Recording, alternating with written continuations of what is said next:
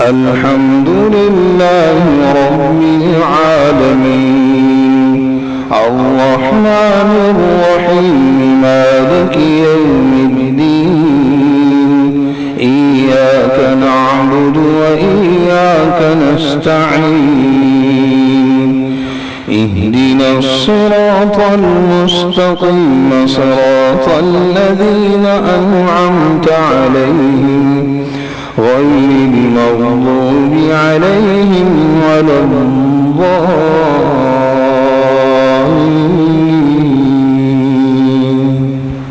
ليس البر أن تولوا وجوهكم قبل المشرق والمغرب ولكن البر من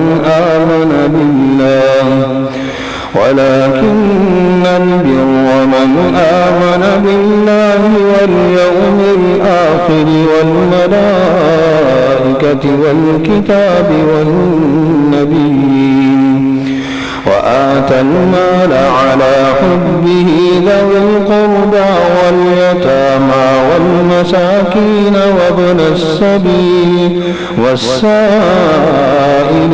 وفي الرقاب وأقام الصلاة وآتى الزكاة والموفون بعهدهم إذا عاهدوا والصابرين في البأساء والضراء وحين البأس أولئك الذين صدقوا وأولئك هم المتقون.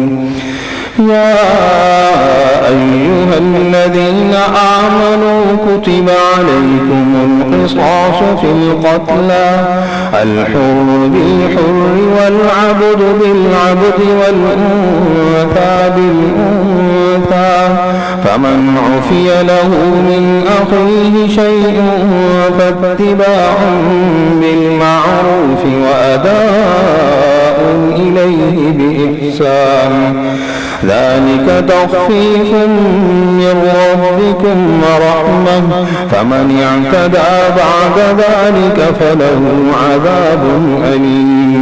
ولكم في القصاص حياة يا أولي الألباب لعلكم تتقون.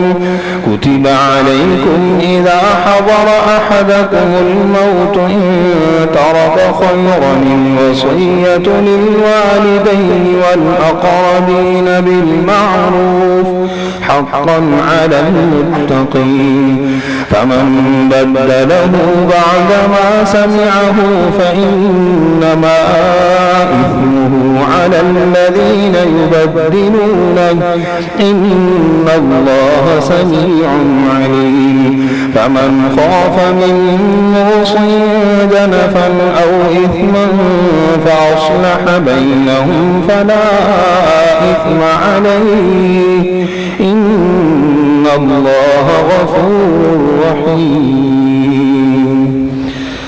يا أيها الذين آمنوا كتب عليكم الصيام كما كتب على الذين من قبلكم لعلكم تتقون. أياما معدودات فمن كان منكم مريضا أو على سفر فعدة من أيام أخر وعلى الذين يطيقونه فدية طعام مسكين فمن تطوع خيرا فهو خير له وأن تصوموا خير لكم إن كنتم تعلمون. شهر رمضان الذي أنزل فيه القرآن هدى للناس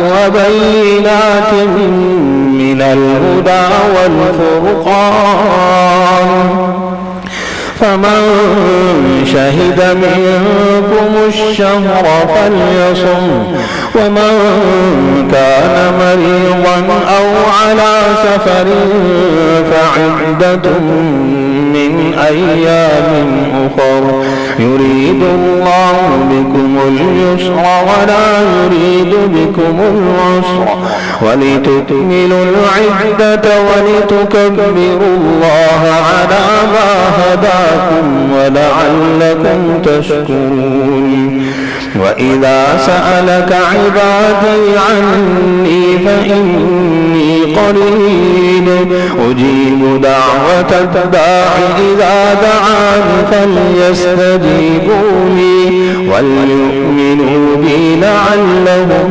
يرشدون أحل لكم ليلة الصيام الرفث إلى نسائكم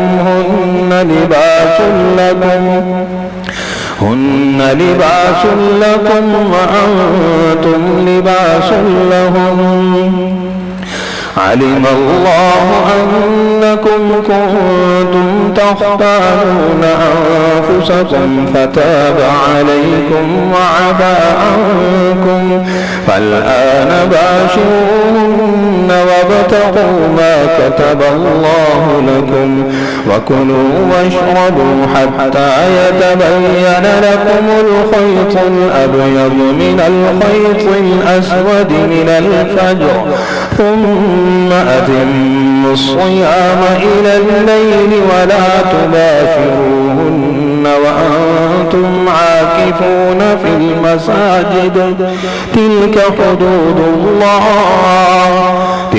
حدود الله فلا تقربوها كذلك يبين الله آياته للناس لعلهم يتقون ولا تأكلوا أموالكم بينكم بالباطل وتدلوا بها إلى الحكام لتأكلوا فريقا من أموال الناس بالإثم وأنتم تعلمون يسألونك عن الأهلة قل هي مواقيت للناس والحج وليس البر بأن تأتوا البيوت من ظهورها ولكن البر من اتقى وأتوا البيوت من أبوابها واتقوا الله لعلكم تفلحون وقاتلوا في سبيل الله الذين يقاتلونكم ولا تعتدوا إن الله لا يحب المعتدين وقتلوهم حيث ثقفتموهم وأخرجوهم من حيث أخرجوكم والفتنة أشد من القتل ولا تقاتلوهم عند المسجد الحرام حتى يقاتلوكم فيه فإن قاتلوكم فاقتلوهم كذلك جزاء الكافرين فإن انتهوا فإن الله غفور رحيم وقاتلوهم حتى لا تكون فتنة ويكون الدين لله فإن انتهوا فلا عدوان إلا على الظالمين الشهر الحرام بالشهر الحرام والحرمات قصاص فمن اعتدى عليكم فاعتدوا عليه بمثل ما اعتدى عليكم واتقوا الله واعلموا أن الله مع المتقين وأنفقوا في سبيل الله ولا تلقوا بأيديكم إلى التهلكة وأحسنوا إن الله يحب المحسنين وأتموا الحج والعمرة لله فإن أحصلتم فما استيسر من الهدي ولا تحلقوا رؤوسكم حتى يبلغ الهدي محله فمن كان منكم مريضا أو به أذى من رأسه ففدية من صيام أو صدقة أو نسك فإذا أمنتم فمن تمتع بالعمرة إلى الحج فما استيسر من الهدي فمن لم يجد فصيام 3 أيام في الحج و7 إذا رجعتم تلك 10 كاملة ذلك لمن لم يكن أهله حاضر المسجد الحرام واتقوا الله واعلموا أن الله شديد العقاب. الحج أشهر معلومات فمن فرض فيهن الحج فلا رفث ولا فسوق ولا جدال في الحج وما تفعلوا من خير يعلمه الله وتزودوا فإن خير الزاد التقوى واتقون يا أولي الألباب. ليس عليكم جناح أن تبتغوا فضلا من ربكم فإذا أفضتم من عرفات فاذكروا الله عند المشعر الحرام واذكروه كما هداكم وإن كنتم من قبله لمن الضالين. ثم أفيضوا من حيث أفاض الناس واستغفروا الله إن الله غفور رحيم. فإذا قضيتم مناسككم فاذكروا الله كذكركم آباءكم أو أشد ذكرا فمن الناس من يقول ربنا آتنا في الدنيا وما له في الآخرة من خلاق ومنهم من يقول ربنا آتنا في الدنيا حسنة وفي الآخرة حسنة وقنا عذاب النار. أولئك لهم نصيب مما كسبوا والله سريع الحساب.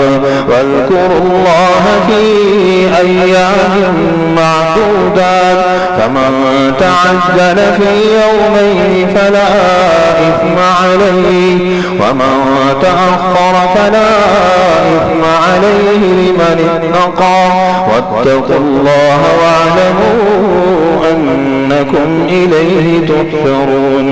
ومن الناس من يعجبك قوله في الحياة الدنيا وفي الآخرة ويشهد الله على ما في قلبه وهو ألد الخصام.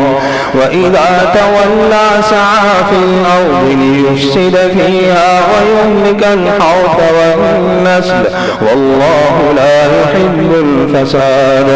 وإذا قيل له اتق الله أخذته العزة بالإثم فحسبه جهنم ولبئس المهاد. ومن الناس من يشري نفسه ابتغاء مرضات الله والله رؤوف بالعباد. يا أيها الذين آمنوا ادخلوا في السلم كافة ولا تتبعوا خطوات الشيطان إنه لكم عدو مبين. فإن زللتم من بعد ما جاءتكم البينات فاعلموا أن الله عزيز حكيم. هل ينظرون إلا أن يأتيهم الله في ظلل من الغمام والملائكة وقضي الأمر وإلى الله ترجع الأمور. سل بني إسرائيل كم آتيناهم من آية بينة ومن يبدل نعمة الله من بعد ما جاءته فإن الله شديد العقاب زين للذين كفروا الحياة الدنيا ويسخرون من الذين آمنوا والذين اتقوا فوقهم يوم القيامة والله يرزق من يشاء بغير حساب كان الناس أمة واحدة فبعث الله النبيين مبشرين ومنذرين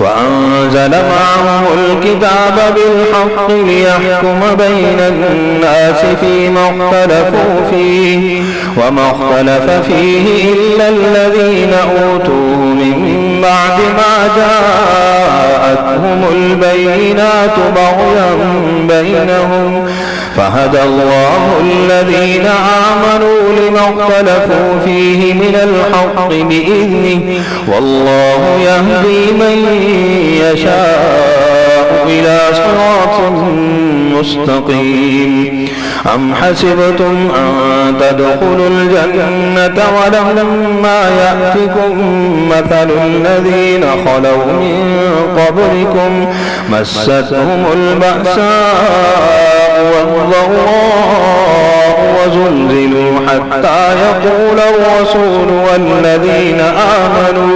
والذين آمنوا معه متى نصر الله ألا إن نصر الله قريب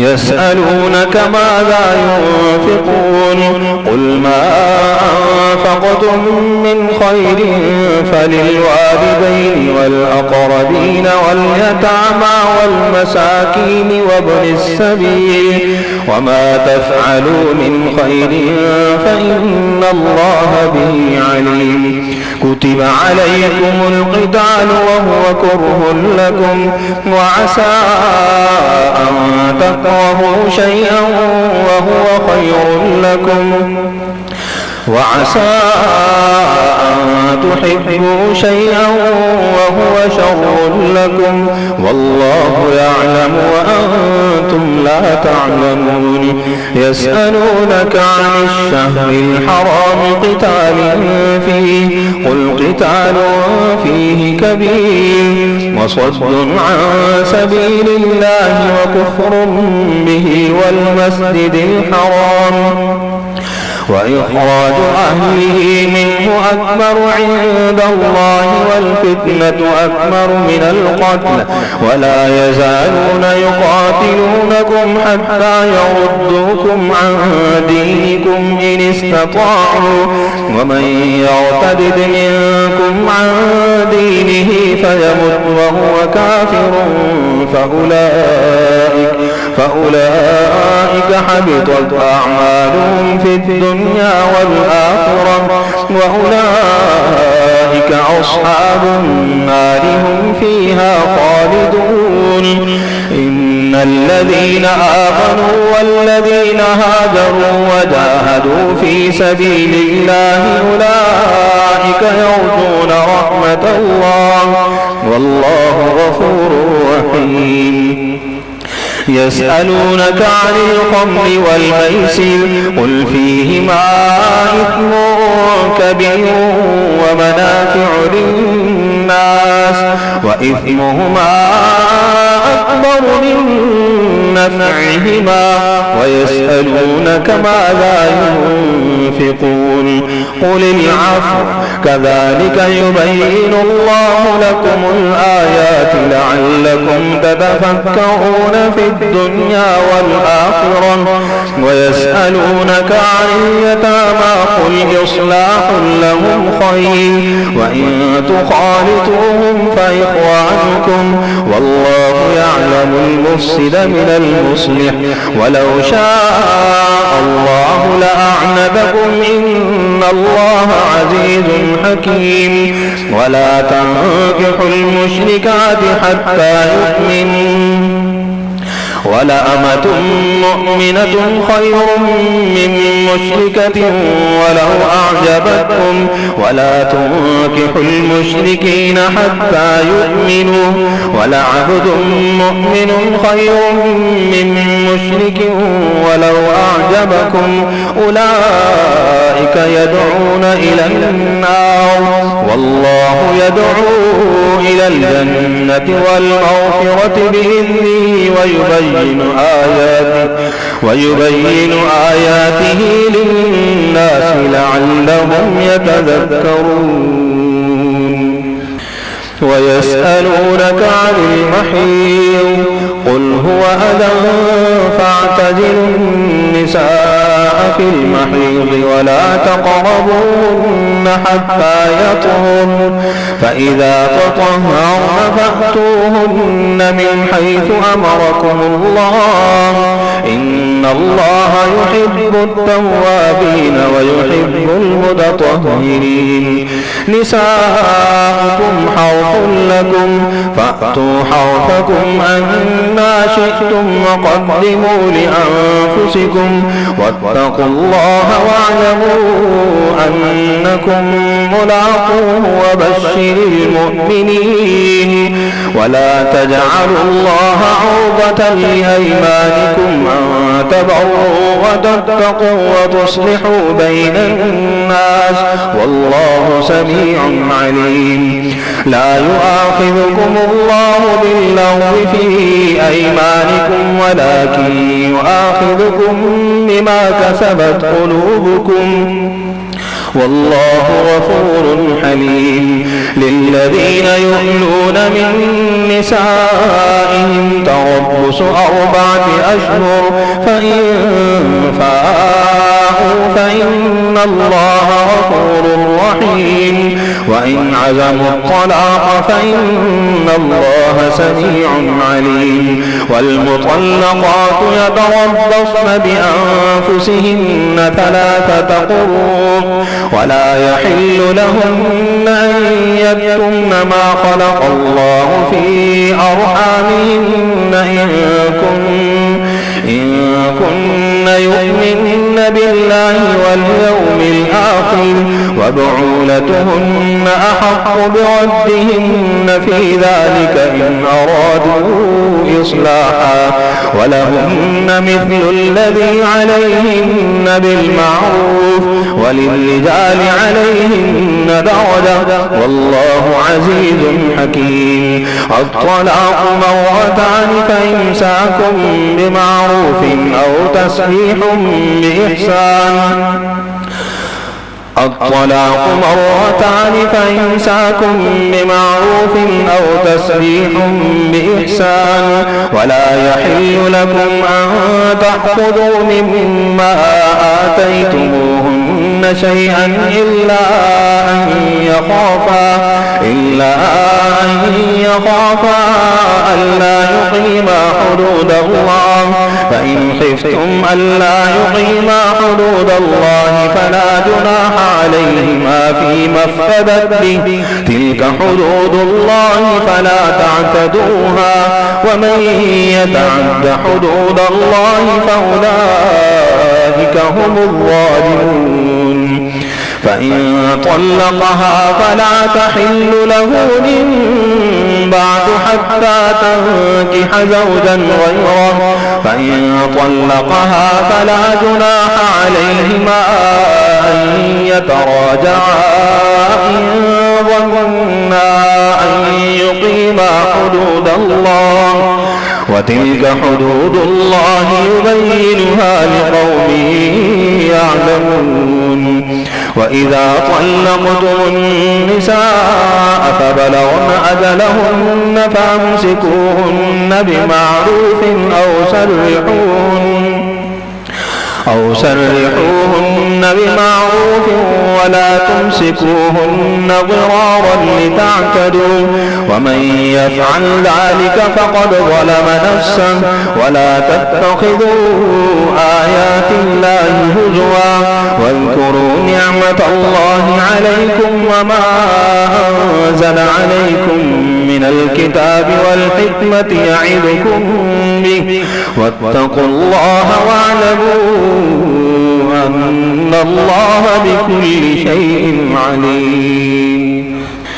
وإذا طلقتم النساء فبلغن أجلهن فلا تعضلوهن أن ينكحن أزواجهن إذا تراضوا بينهم بالمعروف ذلك يوعظ به من كان منكم يؤمن بالله واليوم الآخر ذلكم أزكى لكم وأطهر والله يعلم وأنتم لا تعلمون. والوالدات يرضعن أولادهن حولين كاملين لمن أراد أن يتم الرضاعة وعلى المولود له رزقهن وكسوتهن بالمعروف لا تكلف نفس إلا وسعها لا تضار والدة بولدها ولا مولود له بولده وعلى الوارث مثل ذلك فإن أرادا فصالا عن تراض منهما وتشاور فلا جناح عليهما. وإن أردتم أن تسترضعوا أولادكم فلا جناح عليكم إذا سلمتم ما آتيتم بالمعروف والله بما تعملون بصير.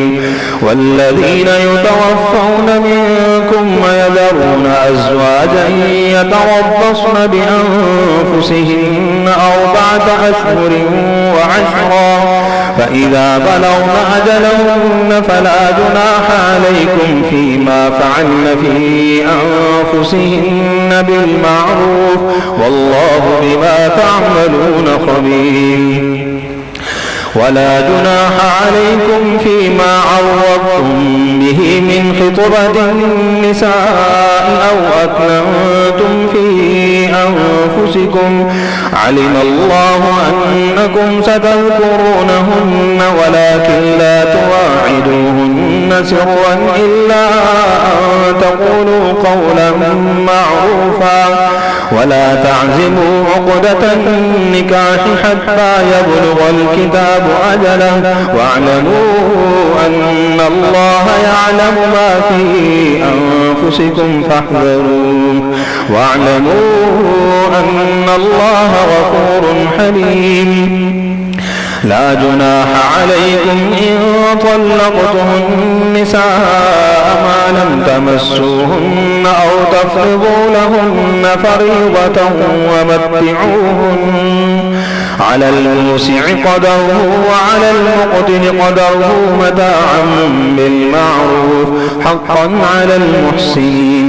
وإن طلقتموهن من قبل أن تمسوهن وقد فرضتم لهن فريضة فنصف ما فرضتم إلا أن يعفون أو يعفو الذي بيده عقدة النكاح وأن تعفوا أقرب للتقوى ولا تنسوا الفضل بينكم إن الله بما تعملون بصير. حافظوا على الصلوات والصلاة الوسطى وقوموا لله قانتين فإن خفتم فرجالا أو ركبانا فإذا أمنتم فاذكروا الله كما علمكم ما لم تكونوا تعلمون.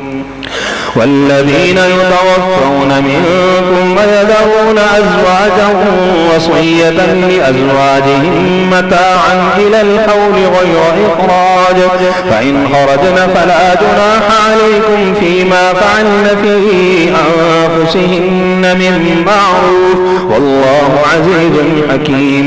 وللمطلقات متاع بالمعروف حقا على المتقين كذلك يبين الله لكم آياته لعلكم تعقلون.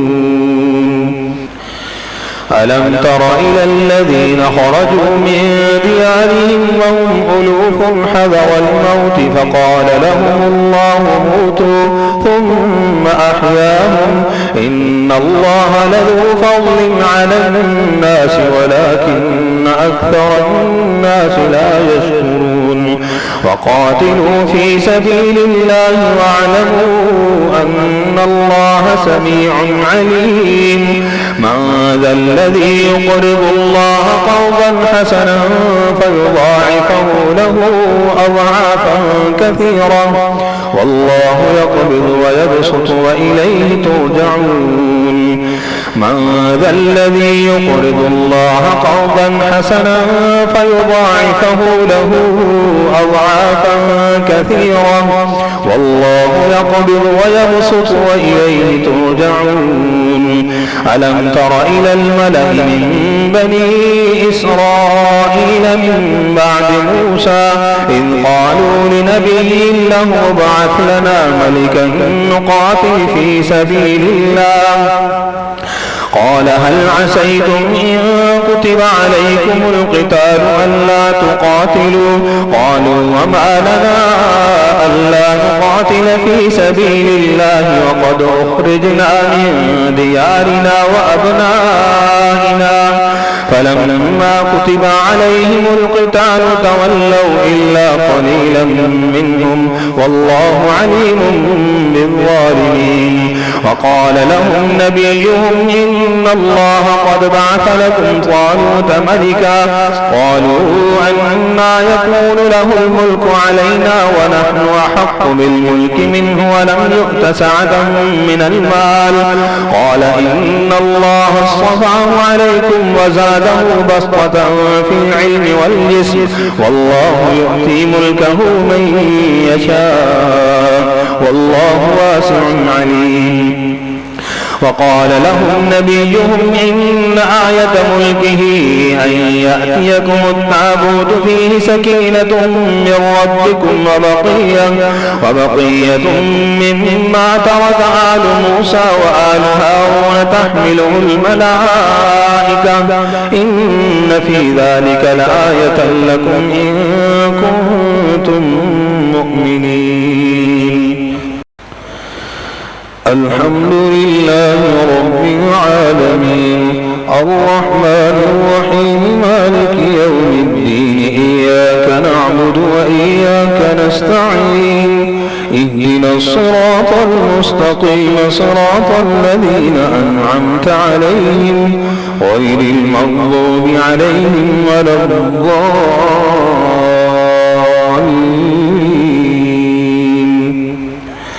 فلما فصل طالوت بالجنود قال إن الله مبتليكم بنهر فمن شرب منه فليس مني ومن لم يطعمه فإنه مني إلا من اغترف غرفة بيده فشربوا منه إلا قليلا منهم فلما جاوزه هو والذين آمنوا معه قالوا لا طاقة لنا اليوم بجالوت وجنوده قال الذين يظنون أنهم ملاقوا الله كم من فئة قليلة غلبت فئة كثيرة بإذن الله والله مع الصابرين. ولما برزوا لجالوت وجنوده قالوا ربنا أفرغ علينا صبرا وثبت أقدامنا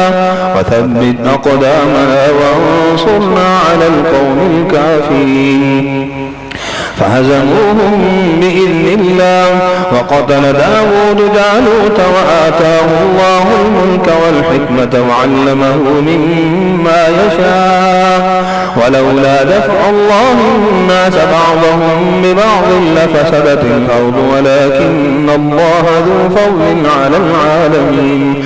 تلك آيات الله نتلوها عليك بالحق وإنك لمن المرسلين.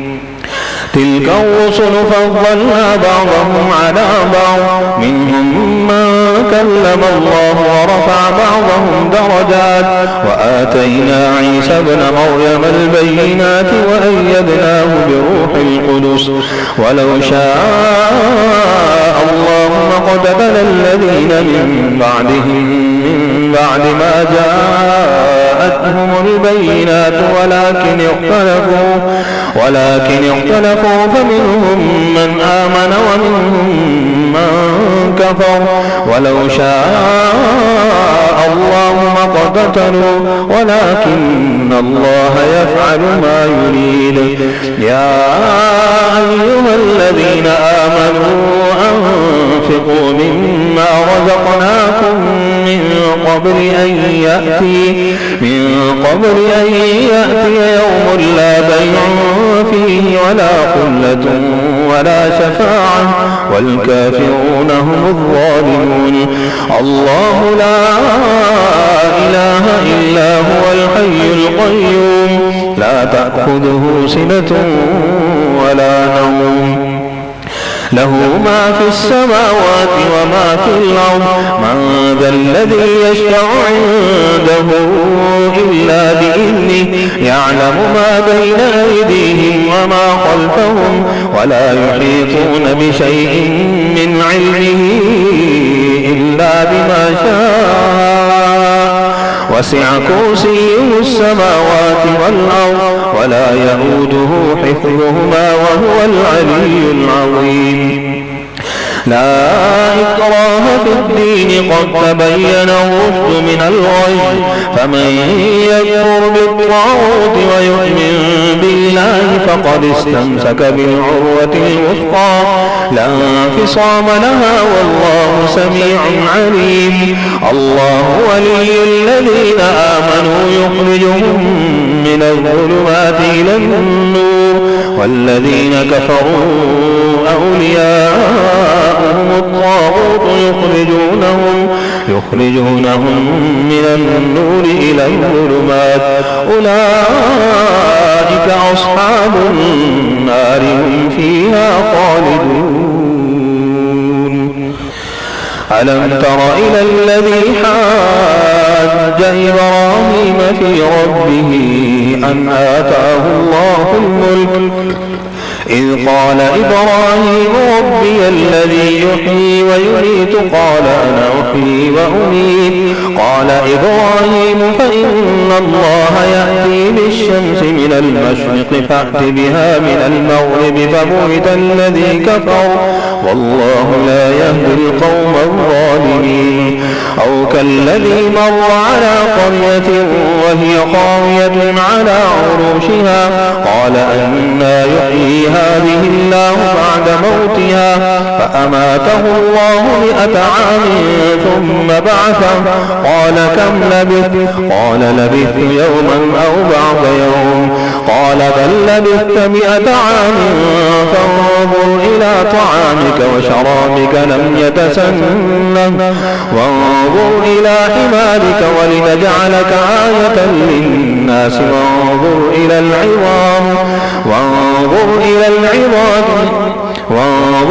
العظام كيف ننشزها ثم نكسوها لحما فلما تبين له قال أعلم أن الله على كل شيء قدير. وإذ قال إبراهيم رب أرني كيف تحيي الموتى قال أولم تؤمن قال بلى ولكن ليطمئن قلبي.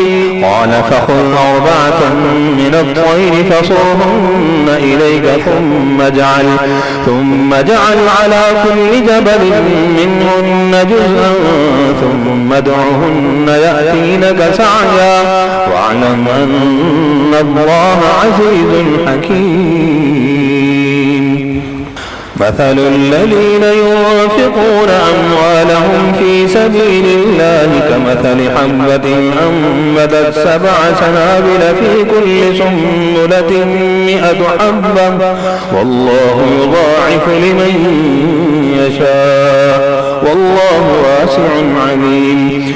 الذين ينفقون أموالهم في سبيل الله ثم لا يتبعون ما أنفقوا منا ولا أذى لهم أجرهم عند ربهم ولا خوف عليهم ولا هم يحزنون.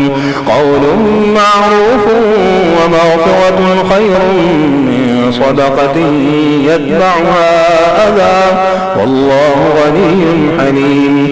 يا أيها الذين آمنوا لا تبطلوا صدقاتكم بالمن والأذى كالذي ينفق ماله رئاء الناس ولا يؤمن بالله واليوم الآخر فمثله كمثل صفوان عليه تراب فأصابه وابل فتركه صلدا لا يقدرون على شيء مما كسبوا والله لا يهدي القوم الكافرين.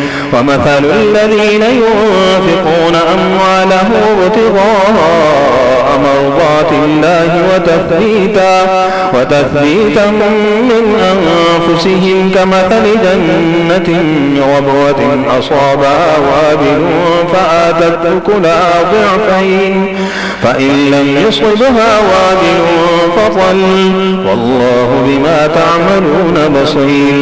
أيود أحدكم أن تكون له جنة من نخيل وأعناب تجري من تحتها الأنهار له فيها من كل الثمرات وأصابه الكبر وله ذرية ضعفاء فأصابها إعصار فيه نار فاحترقت كذلك يبين الله لكم الآيات لعلكم تتفكرون. يا أيها الذين آمنوا أنفقوا من طيبات ما رزقناكم واشكروا لله. يا أيها الذين آمنوا كلوا من طيبات ما رزقناكم ومما أخرجنا لكم من الأرض ولا تيمموا الخبيث منه تنفقون ولستم بآخذيه إلا أن تغمضوا فيه واعلموا أن الله غني حميد.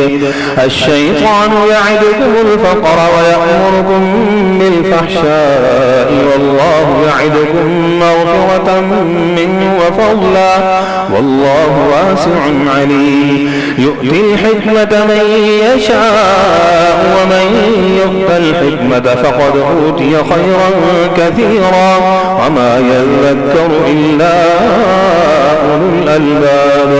وما أنفقتم من نفقة أو نذرتم من نذر فإن الله يعلمه وما للظالمين من أنصار.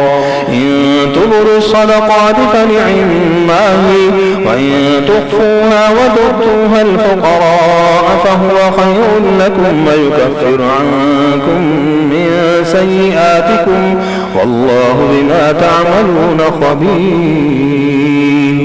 إن تبدوا الصدقات فنعما هي وإن تخفوها وتؤتوها الفقراء فهو خير لكم ويكفر عنكم من سيئاتكم والله بما تعملون خبير.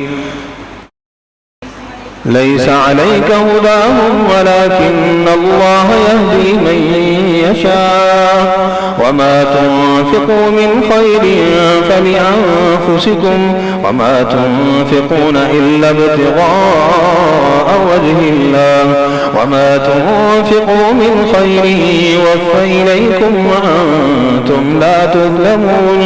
للفقراء الذين أحصروا في سبيل الله لا يستطيعون ضربا في الأرض يحسبهم الجاهل أغنياء من التعفف تعرفهم بسيماهم لا يسألون الناس إلحافا وما تنفقوا من خير فإن الله به عليم. الذين ينفقون أموالهم بالليل والنهار سرا وعلانية فلهم أجرهم عند ربهم ولا خوف عليهم ولا هم يحزنون. الذين يأكلون الربا لا يقومون إلا كما يقوم الذي يتخبطه الشيطان من المس ذلك بأنهم قالوا إنما البيع مثل الربا وأحل الله البيع وحرم الربا فمن جاءه موعظة من ربه فانتهى فله ما سلف وأمره إلى الله ومن عاد فأولئك أصحاب النار هم فيها خالدون. يمحق الله الربا ويربي الصدقات والله لا يحب كل كفار أثيم.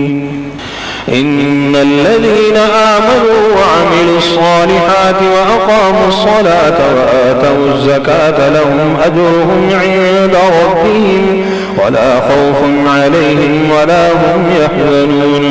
يا أيها الذين آمنوا اتقوا الله وذروا ما بقي من الربا إن كنتم مؤمنين فإن لم تفعلوا فأذنوا بحرب من الله ورسوله وإن تبتم فلكم رؤوس أموالكم لا تظلمون ولا تظلمون.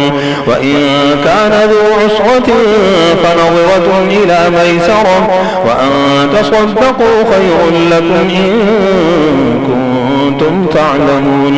واتقوا يوما ترجعون فيه إلى الله ثم توفى كل نفس ما كسبت وهم لا يظلمون. يا أيها الذين آمنوا إذا تداينتم بدين إلى أجل مسمى فاكتبوه وليكتب بينكم كاتب بالعدل ولا يأب كاتب أن يكتب كما علمه الله فليكتب وليملل الذي عليه الحق وليتق الله ربه ولا يبخس منه شيئا فإن كان الذي عليه الحق سفيها أو ضعيفا أو لا يستطيع أن يمل هو فليملل وليه بالعدل واستشهدوا شهيدين من رجالكم فإن لم يكونا رجلين فرجل وامرأتان ممن ترضون من الشهداء أن تضل إحداهما فتذكر إحداهما الأخرى ولا يأبى الشهداء إذا ما دعوا ولا تسأموا أن تكتبوا صغيرا أو كبيرا إلى أجله ذلكم أقسط عند الله وأقوم للشهادة وأدنى ألا ترتابوا إلا أن تكون تجارة حاضرة تديرونها بينكم فليس عليكم جناح ألا تكتبوها وأشهدوا إذا تبايعتم ولا يضار كاتب ولا شهيد، وإن تفعلوا فإنه فسوق بكم واتقوا الله ويعلمكم الله والله بكل شيء عليم. وإن كنتم على سفر ولم تجدوا كاتبا فرهان مقبوضة، فإن أمن بعضكم بعضا فليؤدي الذي اؤتمن أمانته وليتق الله ربه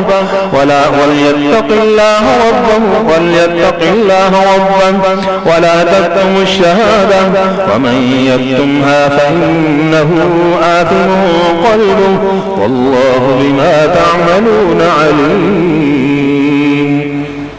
لله ما في السماوات وما في الأرض، وإن تبدوا ما في أنفسكم أو تخفوه يحاسبكم به الله فيغفر لمن يشاء ويعذب من يشاء والله على كل شيء قدير. آمن الرسول بما أنزل إليه من ربه والمؤمنون كل آمن بالله وملائكته وكتبه ورسله لا نفرق بين أحد من رسله وقالوا سمعنا وأطعنا غفرانك ربنا وإليك المصير.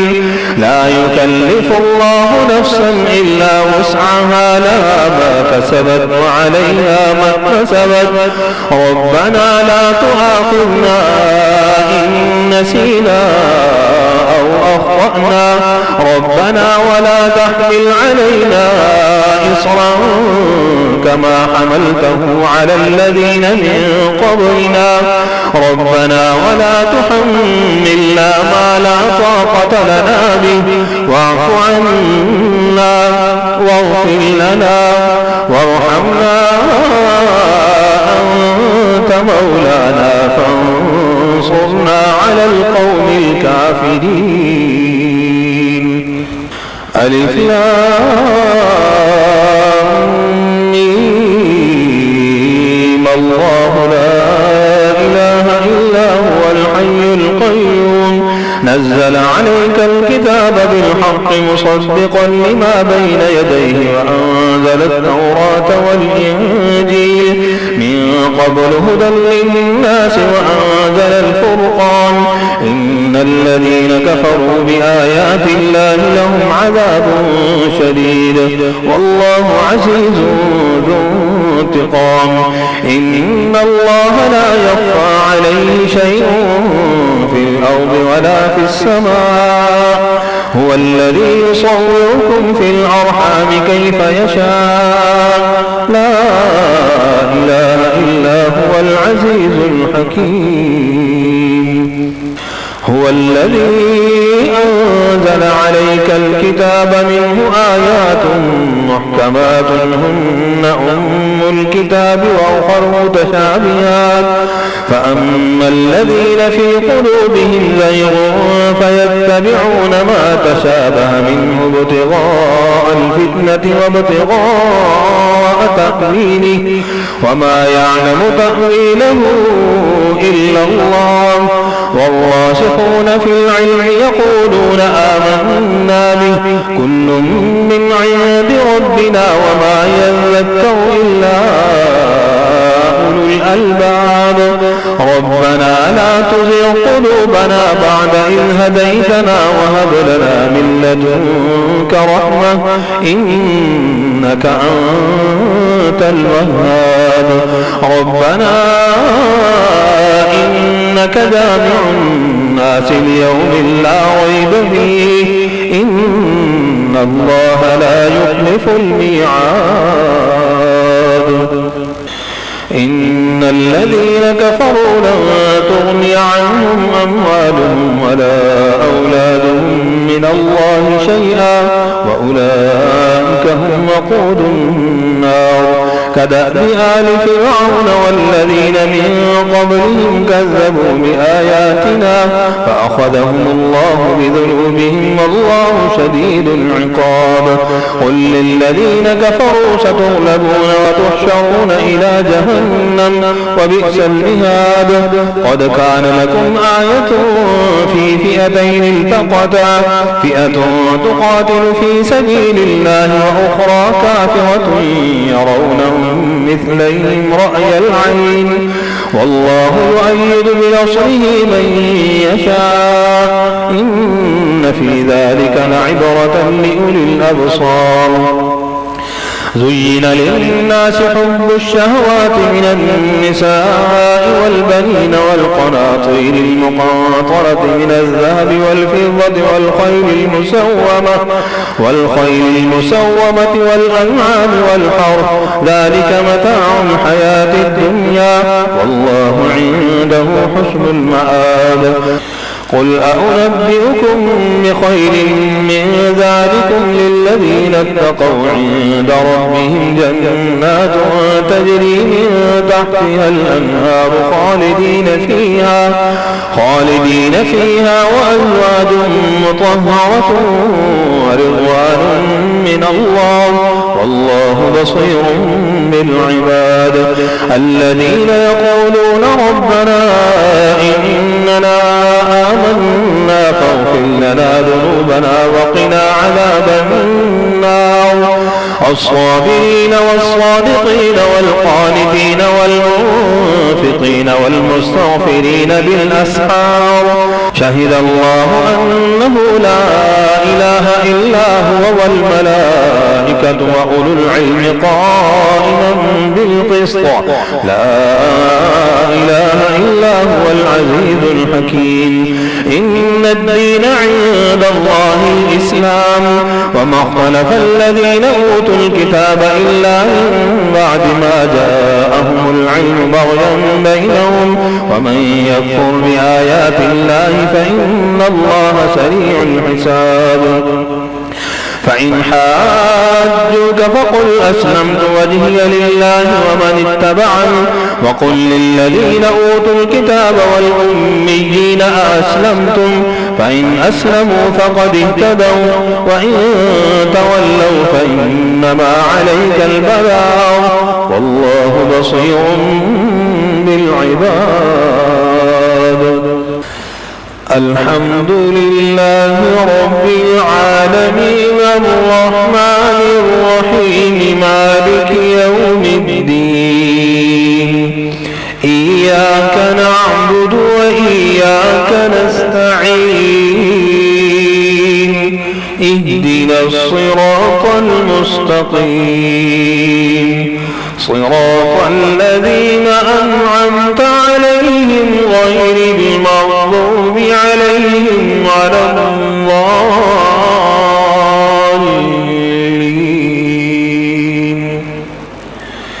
إذا جاء